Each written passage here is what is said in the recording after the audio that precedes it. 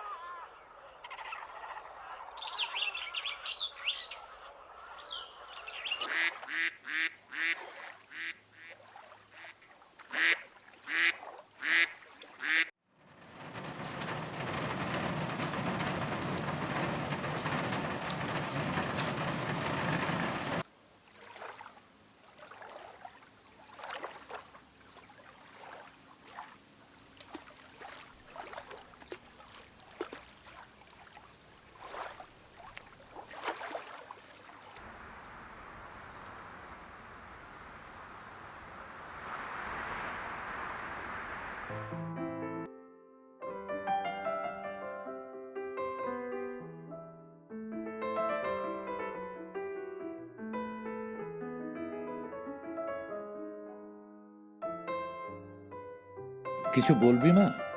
খাবে না?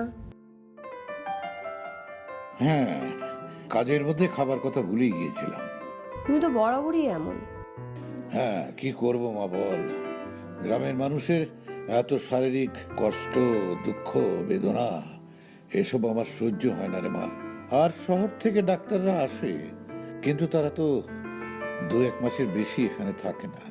তখন এই মানুষগুলোকে কে দেখবে? আমার আহার, নিদ্রা এসব যদি বড় করে দেখি, তাহলে ওদের সেবা করব কখন? তাই বলে কি শরীরের কথা ভাববে না? আসলে কি জানিস, এগুলোর মধ্যে থাকলে আমি খুব ভালো থাকি। হয়েছে, এবার চলো, খেতে চলো। তোমার না হয় ক্ষুধা টুধা লাগে না, আমি তো সাধারণ মানুষ। আমার ক্ষুধা লাগলে খেতে হয়, আর ঘুম পেলে ঘুমাতে হয়। হ্যাঁ তাই তো, আমারও তো খুব খিদে পেয়েছে। শোল মাছের ঝোল হলে খুব ভালো হতো। শোল মাছের ঝোলই রান্না করেছি। সত্যি? তুই তুই কি করে জানিস মা আমার কখন কি খেতে ইচ্ছে করে? আসো। আসছি রে মা।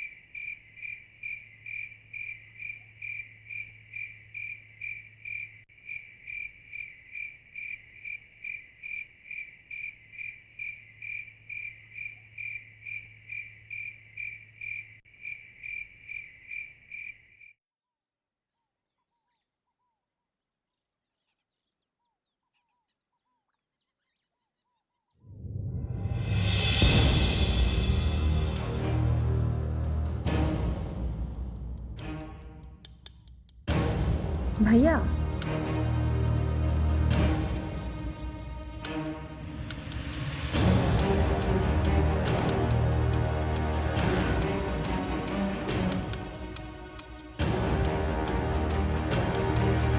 ভাইয়া,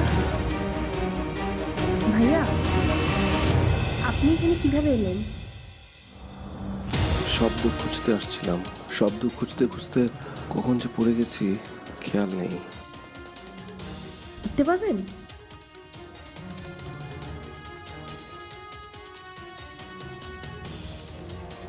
উঠতে পারবেন এখন?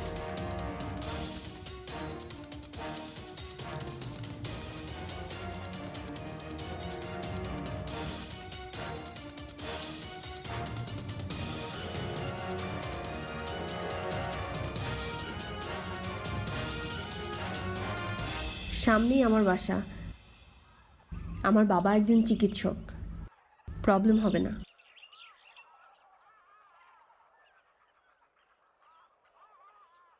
জঙ্গলের মধ্যে অজ্ঞান হয়ে পড়েছিল। তাই নাকি? হুম। দেখি দেখি, একটু হা করো তো, আর একটু বড়। হ্যাঁ, চোখটা দেখি।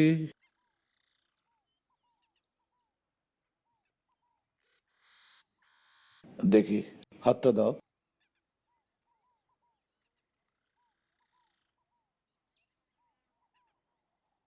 এখানে এসছো কয়দিন? 3-4 দিন।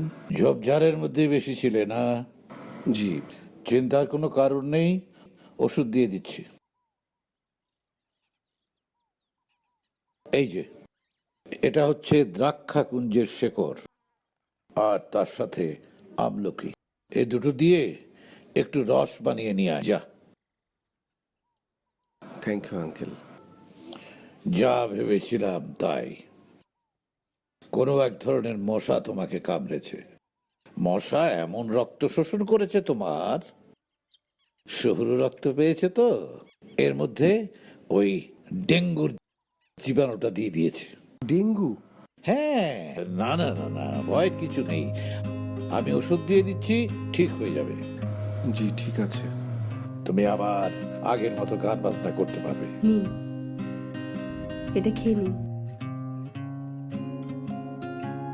বাথরুমের মধ্যে আমি গরম পানি রেখেছি। বাবার একটা লুঙ্গি আর ফতোও দিয়েছি, সাবানও আছে। আপনি গোসল করে একটু রেস্ট নিন, আমি খাবারের ব্যবস্থা করছি। লুঙ্গি? হ্যাঁ, লুঙ্গি। কখনো পরেননি? না, ছোটবেলা একবার পড়েছিলাম আর কি, সবাই যেরকম পড়ে। এরপরে তো আর পড়া হয়নি। ও আচ্ছা, সমস্যা নেই, বাবা শিখিয়ে দেবে। না না, বাবার শিখিয়ে দিতে হবে না, আমি নিজে নিজেই পড়বো। আমি লুঙ্গির উপর একটা বেল পরে নিব না।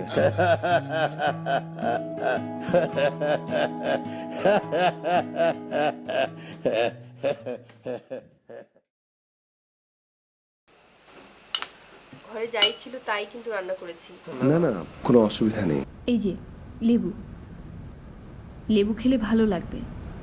লেবুর অনেক গুণ। লেবুর ঘ্রাণ তোমার ক্ষুধা বাড়িয়ে দেবে। তারপর লেবুর রসটা শরীরের বিভিন্ন জায়গায় গিয়ে নানাভাবে তোমাকে সুস্থ করবে। খাও। আমি আবার লেবু ছাড়া ভাত খেতে পারি না।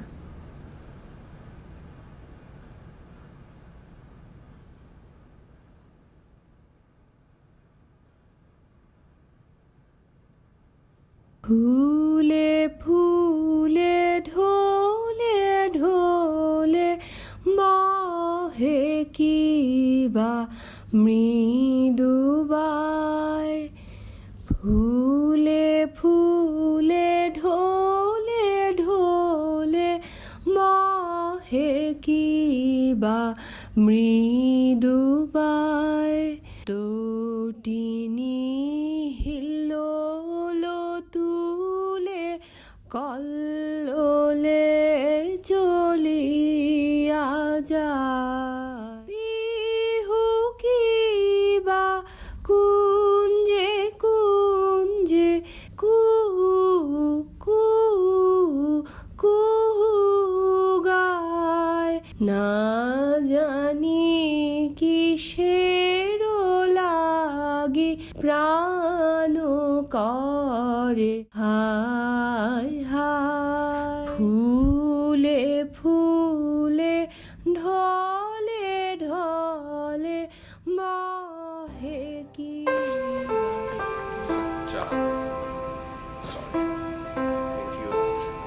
শরীর কেমন লাগছে এখন?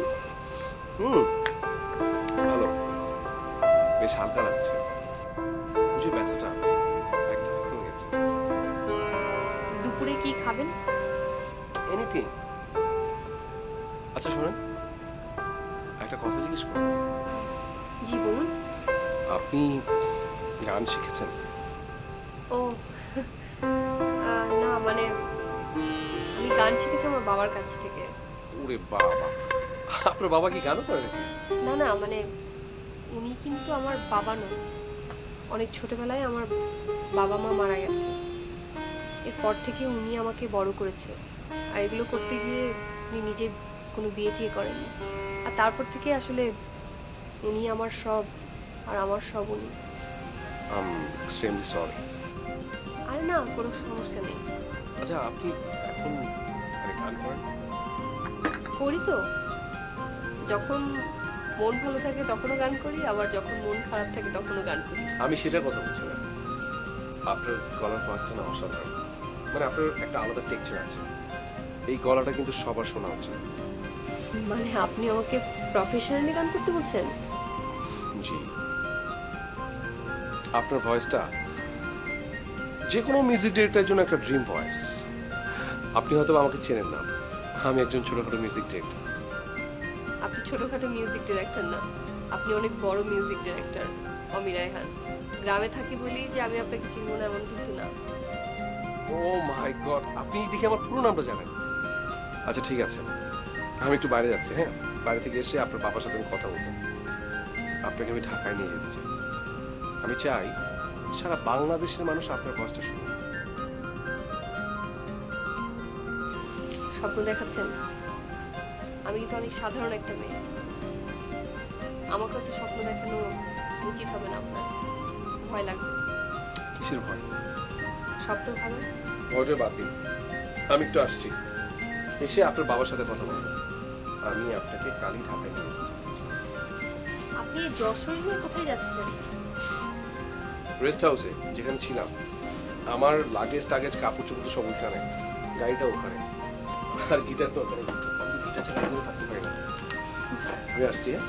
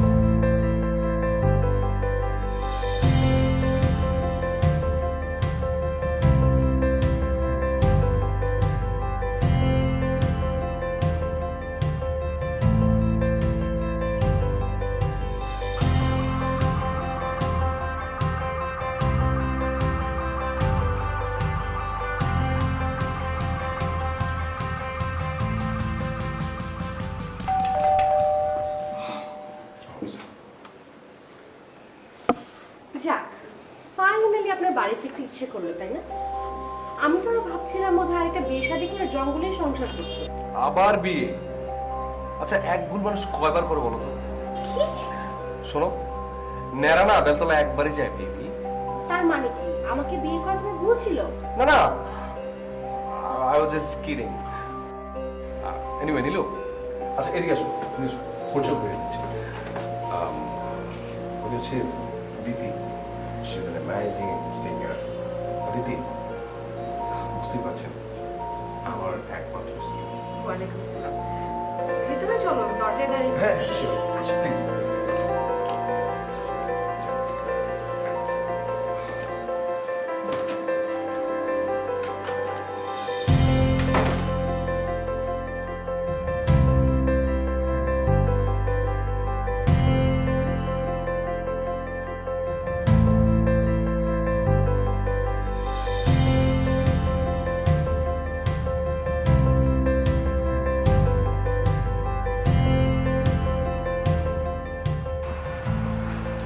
এসো এসো, ভিতরে এসো। দিদি এসো, এটা হচ্ছে তোমার ভাইয়ার স্টুডিও। এটাই হচ্ছে আমার সবকিছু, আমার স্বপ্ন, আমার এভরিথিং, আমার স্টুডিও। বসো এখানে। বসো। হ্যালো, আমি ওকে একটু জাস্ট ভিতরে সব থেকে এসো ভিতরে এসো, ভিতরে যেতে হবে গান গাইতে। আজকে তোমার অফিসে যাবার কথা না।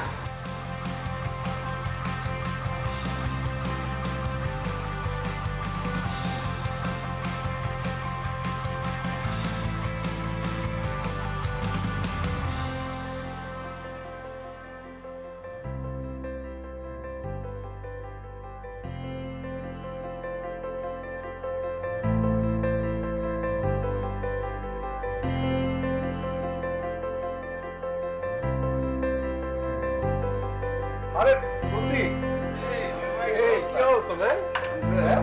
অনেকদিন পর তোমার লাস্ট অ্যালবামের গানটা ফাটাফাটি হয়েছে বুঝছো? বিয়ের সাথে যা করলে এবার। শোনো, যেটা হলো যে আমাদের যে গান ওটা আমি সব শেষ করে ফেলেছি, আজকে একটু কনসিডার করতে হবে এরকম যে আমার একটা নতুন আর্টিস্ট, ঠিক আছে? ওর সাথে কিন্তু আমি ডুয়েটটা প্ল্যান করেছি। ও আচ্ছা, ঠিক আছে, তুমি বসো। let's hear it. আই মফিস, প্রতিভাকে চা দে।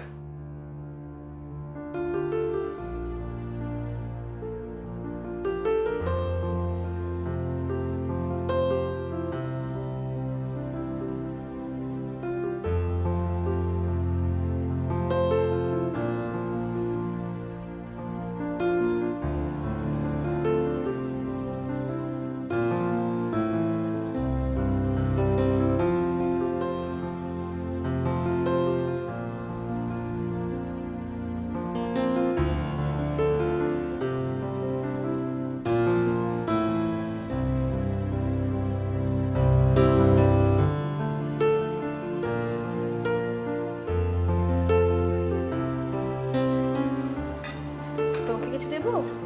না না, লাগবে না। হয়েছে। মাছ নেই? হ্যাঁ, না লাগবে না। ও নীলু, ঘরে কি লেবু আছে? লেবু? হ্যাঁ আছে ফ্রিজে, লাগবে? এনে দিচ্ছি। না, আমি নিয়ে নিচ্ছি। দিদি আবার লেবু খেতে খুব পছন্দ করে।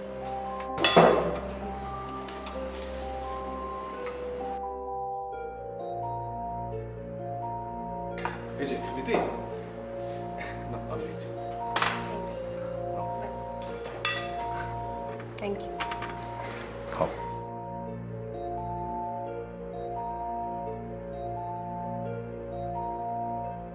ভাত খেয়ে চা খাবে তো? চা? হ্যাঁ, অনেকদিন তো তোমার হাতে চা খাই না। আর ভালো কথা শোনো, ওই দিদিকেও একটু লেবু চা দিও, কিন্তু চায়ের চিনি কিন্তু একদম কম দিবে। হ্যাঁ, ক চামচ চিনি দিবে? 1 চামচ, এক্স্যাক্টলি 1 চামচ, কমও না বেশিও না।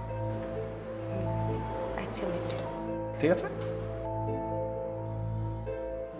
ঠিক আছে। দিদি মাছ খাও? আমি না না, ঠিক আছে।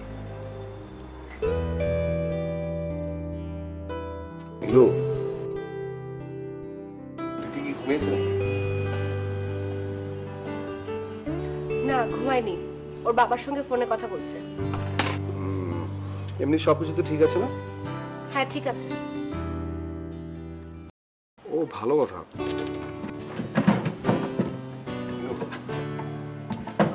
এটা দিদিকে দিয়ে দিও। আচ্ছা অমি, আমাকে একটা কথা বলো তো। কি কথা? আমি চায়ে কয় চামচ চিনি খাই? কয় চামচ চিনি আমি জানি না। কি আজব কথা না, দেখো যে মেয়েটাকে 5 দিন হলো চেনো না, সে কয় চামচ চিনি খায় তা তো ঠিকই জানো, আর আমার সঙ্গে 5 বছর থেকে সংসার করছো, আমি চায়ে কয় চামচ চিনি খাই তাই জানো না। কি অদ্ভুত সব কথা বলছো। আচ্ছা, এটার সাথে ওটার কি তুলনা?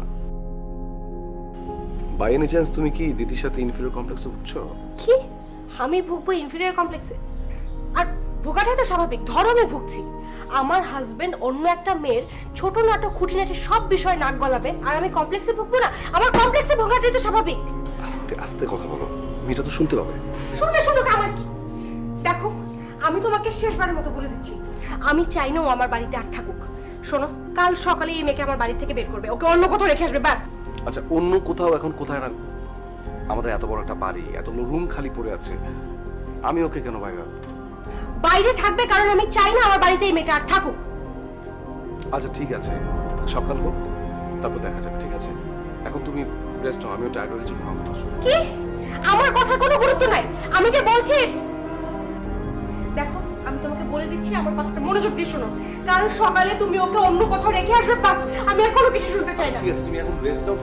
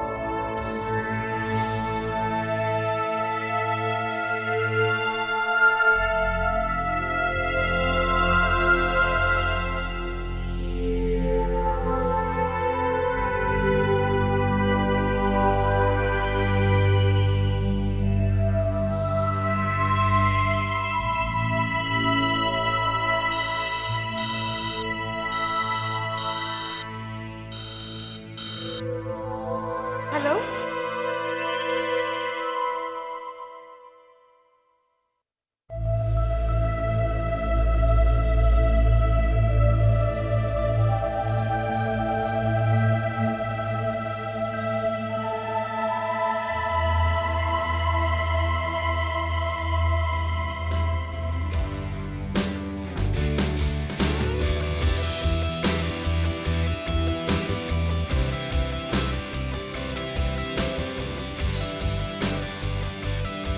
নীলু, নীলু,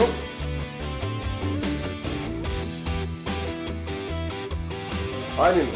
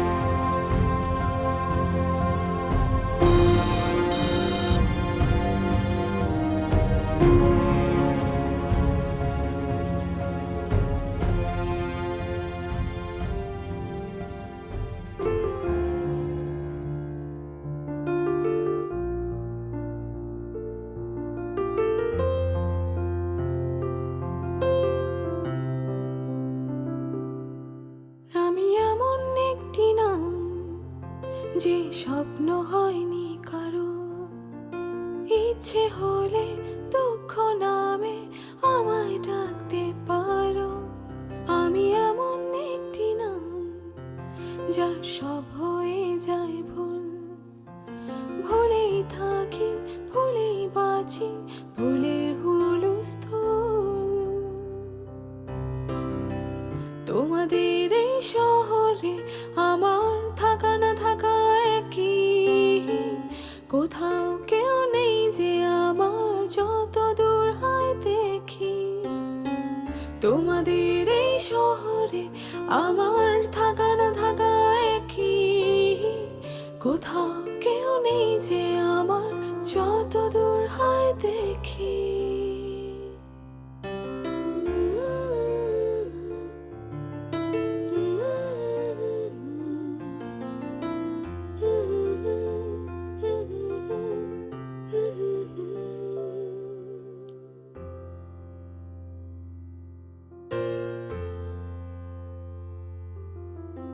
আমার ফেরার পথ চেয়ে বসে নেই তো কেউ চোখ পুড়ে যায় বুক জুড়ে হায় উথাল পাথাল ঢেউ আমার ঘরের বারান্দাতে রোদ আসে না হায় দিন চলে যায় মাস কেটে যায় রোদের অপেক্ষায় তোমাদের এই শহরে আমার থাকা না থাকা একই কোথাও কেউ নেই যে আমার যত দূর হয় দেখি তোমাদের এই শহরে আমার থাকা না থাকা একই কোথাও কেউ নেই যে আমার যত দূর হয় দেখি হ্যালো ভিউয়ার্স, আমি অমি, একজন মিউজিক ডিরেক্টর। আজকে প্রায় 6 মাস পর লাইভে আসলাম। অনেক ধরে ইচ্ছা হচ্ছিল, কিন্তু কি নিয়ে আসবো আমার ভক্তদের জন্য সেটাই চিন্তা করছিলাম। তো আজকে সেই উপলক্ষটা পেলাম। আজকে আমাদের সামনে আছেন এই প্রজন্মের সবচেয়ে জনপ্রিয় একজন সিঙ্গার প্রতীক হাসান, এবং সেই সাথে আমি আজকে আরও একটা নতুন মুখ উপহার দিচ্ছি সবাইকে, দিতি। দিদি হাই বলো। প্রতীক হ্যালো বলো। তো আজকে আমার যে গানটি আমি করেছি, এটা আমি প্রায় 1 মাস ধরে এটা লিখেছি এবং এটা শুরু করেছি দুনিয়ার কাছে। এবং আমার মনে হয় এবার সামনে যে এবার ঈদে যে গানটা আমি রিলিজ করব, এটা দর্শক হৃদয় ছুঁয়ে যাবে। এবং আমি স্পেশাল থ্যাঙ্কস দিচ্ছি প্রতীককে। হ্যাঁ, দুরানের কাছে অমি ভাইয়ের একটি অসাধারণ সৃষ্টি। আর সবচেয়ে বড় কথা হচ্ছে যে ও এত ভালো গেয়েছে, আমি আসলে এত ভালোটা এক্সপেক্ট করিনি।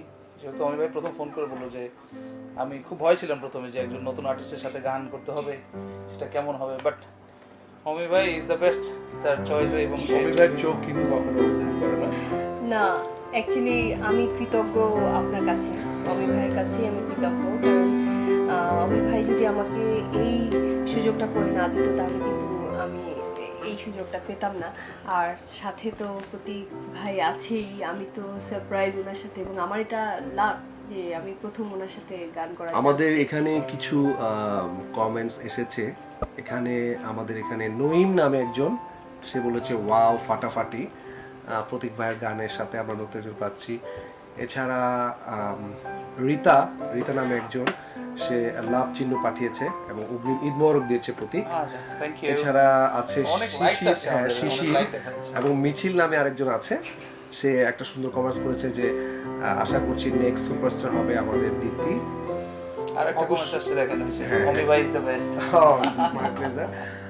নিয়ামুল একজন ডিরেক্টর, আমার খুব কাছের মানুষ, সে বিজ্ঞাপন নির্মাতা। সে জানিয়েছে যে নেক্সট বিজ্ঞাপনটা এই দুজনকে দিয়ে আমি ও মাই গড, আমরা তো কাজের অফারও পেয়ে গেছি। তো যাই হোক, আমরা আজকে আর কথা বলবো না, আমি ইন্ট্রোডিউস করে দিলাম আমার দুজন শিল্পীকে। সো আজকের জন্য টাটা বাবাই, সবাই ঈদ মোবারক দিয়ে দেই। তাই বলে তুই ওদেরকে এভাবে রেখে চলে আসবি? তা আমি তো কি করব বল, আমার ওদের এই সমস্ত ঢং আর দেখতে ভালো লাগছিল না, আমি আর নিতেই পারছি না। সেটাই তো স্বাভাবিক, কিন্তু আগুনের পাশে ঘিকে রাখলে ঘি তো গলেই যাবে, এটাই তো ঘিয়ের নেচার।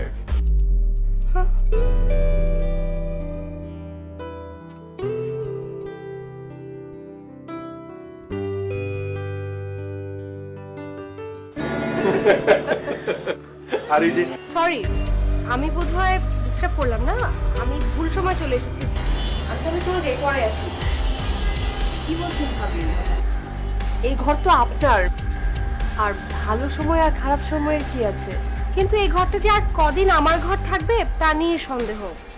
ভাবি কি আমার উপরে রেগে আছেন কোনো বিষয়ে?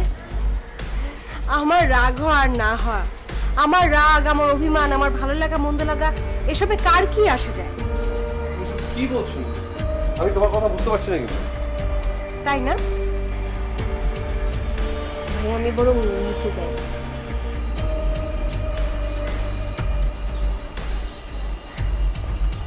আমি তোমাকে বলেছিলাম না, এই মেয়েটাকে বাসা থেকে বিদায় করতে। আসতে বলো, শুনতে পাবে তো। বলবো না আসতে, শুনে শুনো। তোমাদের এই সমস্ত আদিক খেতে আমার আর ভালো লাগে না। এগুলো কি, এগুলো কি, হ্যাঁ এগুলো কি? ম্যাগাজিনে তোমাদের নিয়ে সব কি কি নিউজ উঠেছে? আজকে আর সব-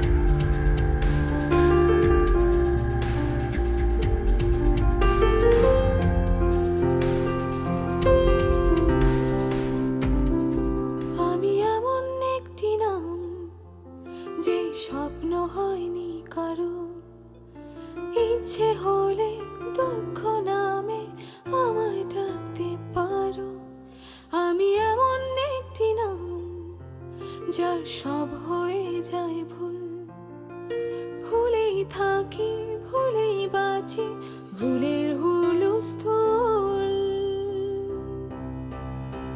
তোমাদের এই শহরে আমার থাকা না থাকা একই, কোথাও কেউ নেই যে আমার যত দূর হয় দেখি।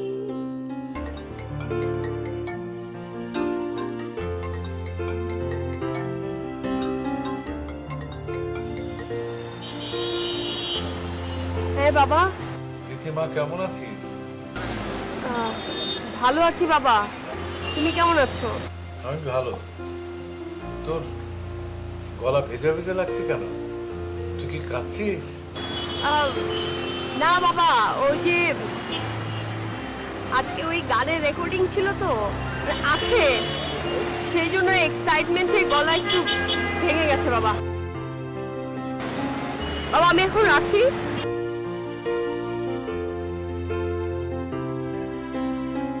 তোমাদের এই শহরে আমার থাকা না থাকা একই, কোথাও কেউ নেই যে আমার যত দূর হয় দেখি।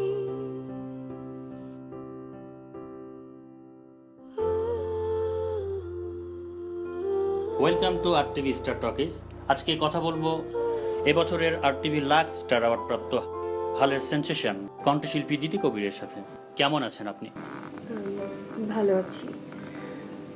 আসলে মাত্রই তো প্রথম অ্যালবামটা বের হলো, সেজন্য মানে প্রথম অ্যালবামে এরকম স্বীকৃতি আমি আসলে বুঝতে পারছি না, আমি মানে বলে বোঝাতে পারছি না কেমন লাগছে। আর প্রতীক হাসান, যিনি আমার আসলে ড্রিম সিঙ্গার ছিল, ওনার সাথে গান গাইতে পেরেছি একসাথে, যার কারণে আপনার এত দূর উঠে আসা, যার প্রতি আপনি এত কৃতজ্ঞ। ভিউয়ার্স এবং আমরা সবাই কি তার নামটা জানতে পারি? হ্যাঁ অবশ্যই, অমির রায়হান। আমি ওনার কাছে কৃতজ্ঞ, উনি না থাকলে আমি আসলে এত দূর আসতে পারতাম না। আপনার ভবিষ্যৎ পরিকল্পনাটা কি? না, কোনো ভবিষ্যৎ পরিকল্পনা নেই। আমি এখান থেকে সোজা হয়তো বা আমার বাড়িতে চলে যাব, কারণ আমার এই শহরে আসাটা আসলে একটা স্বপ্ন পূরণের জন্য। আমার স্বপ্নটা পূরণ হয়ে গেছে, কিন্তু যেই মানুষটা আসলে আমার স্বপ্নটা পূরণ করে দিয়েছে, যিনি আমাকে সাহায্য করেছেন, তাকে অনেক আসলে যন্ত্রণা ভোগ করতে হয়েছে।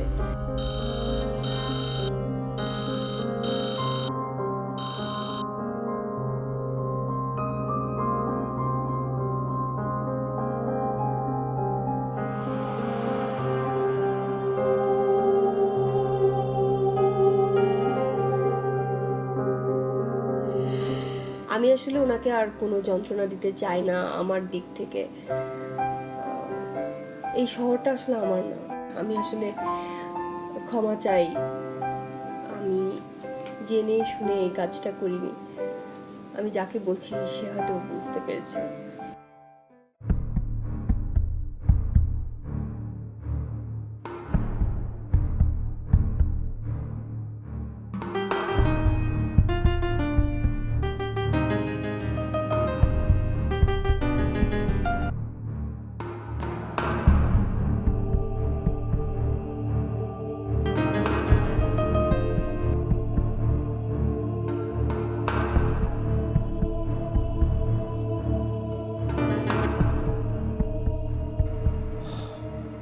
হ্যালো। হ্যালো হ্যালো অমি, অমি তুমি কি দিদির ইন্টারভিউটা দেখছো? হুম। অমি আমি খুবই সরি, আমি খুবই সরি যে আমি দিদিকে বুঝতে ভুল করেছি। তুমি আমাকে ক্ষমা করে দাও। তুমি প্লিজ যেভাবে পারো ওকে বাড়ি ফিরিয়ে নিয়ে আসো। It's okay Nilu. রাখছি।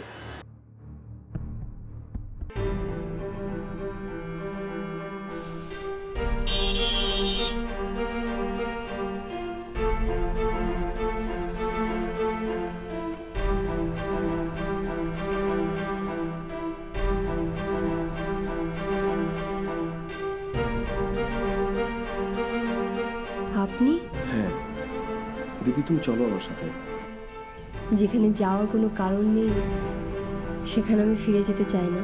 তোমার এখনো গান করা বাকি আছে, অ্যাওয়ার্ড জেতা বাকি আছে। বললাম তো, ওই শহরে আমি আর ফিরে যেতে চাই না।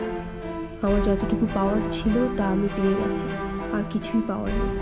আর গান করা, অ্যালবাম বের করা, এগুলো আমার স্বপ্ন ছিল না, এগুলো আপনার স্বপ্ন ছিল। আর যেই স্বপ্নটা আমার নিজের না, সেই স্বপ্নটা আঁকড়ে ধরে রেখে কি করব বলেন?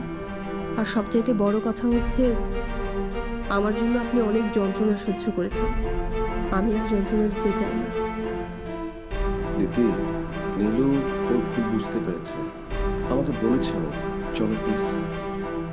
কি লাভ বলেন? যতদিনে উনি ওনার ভুল বুঝতে পেরেছে ততদিনে তো অনেক সময় পার হয়ে গেছে। আসলে দোষটা আমারই ছিল, আমারই ওভাবে হঠাৎ করে গিয়ে ওঠা উচিত হয়নি। এখন কি তুমি যাবে না আমার সাথে? না, একবার ভেবে দেখো। ভেবেছি।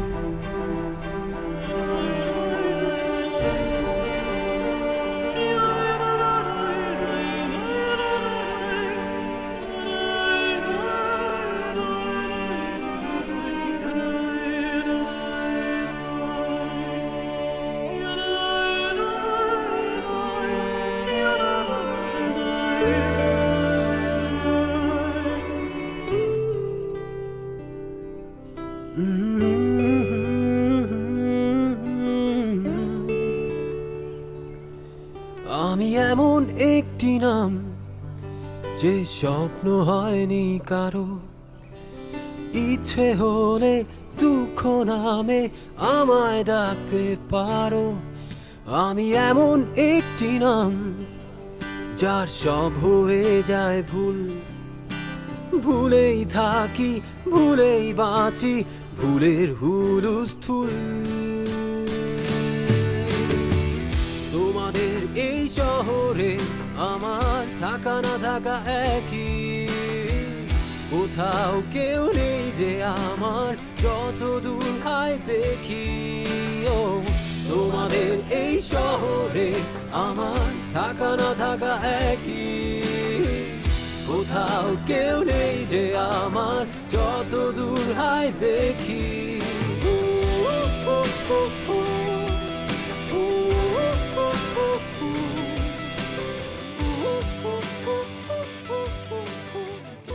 এই নাটকের মৃন্ময়ী যে চরিত্রটা অনেকটা আমার মতো। ওই সময়ের একটা উপন্যাসকে এই সময়ের মতো করে প্রেজেন্ট করা হচ্ছে, ব্যাপারটা বেশ এনজয় করছি। এই সময়ের মেয়ে হয়েও আমি ট্র্যাডিশনাল সময়ের অনেক কিছু এনজয় করি। এই ট্র্যাডিশনের মাঝে কোনো এক ধরনের সৌরভ আছে যা আমাকে অনেক বেশি মুগ্ধ করে। মানে আমাদের কাছে মজার, কারণ আমি আসলে অভিনয় করতে অনেক বেশি এনজয় করি, হয়তো বা সেই কারণে। যেমন আমার শুটিং করতে গিয়ে সারা দিন বৃষ্টি ছিল, সারা দিন আমরা কোনো কিছুই শুটিং করতে পারিনি। ওগুলোই আসলে আমাদের কাছে এনজয়মেন্ট, যে সারাদিন বৃষ্টি পড়েছে, সারাদিন আমরা শুটিং এর মধ্যেই ছিলাম কিন্তু শুটিং করিনি, কিন্তু ওইটাই আমার মনে হচ্ছে যে আমি সারাদিন এনজয় করেছি ওই বৃষ্টিটা। প্রেগন্যান্স ছাড়া আসলে নিজেকে কখনো ইমাজিন করতে পারি না, আর প্রেগন্যান্স ছাড়া নিজেকে সবসময় ইনকমপ্লিট মনে হয়, কমপ্লিট মনে হয় না। ছোটবেলা থেকেই পারফিউম আমার অনেক পছন্দের, লুকিয়ে লুকিয়ে মার পারফিউমগুলো নিয়ে আমি মাখতাম। আর এখন যখন শপিং নিয়ে যাই, শপিং মলগুলোতে গিয়ে মনে হয় যে সব প্রিয় পারফিউমগুলো আমি কিনে নিয়ে চলে আসি। পারফিউম এমন একটা জিনিস যেটা পার্সোনালিটির একটা ইম্পর্টেন্ট পার্ট। কারণ হচ্ছে ফ্রেগনেন্স পার্সোনালিটিকে একদম আলাদা করে, এক্সপ্রেস করে।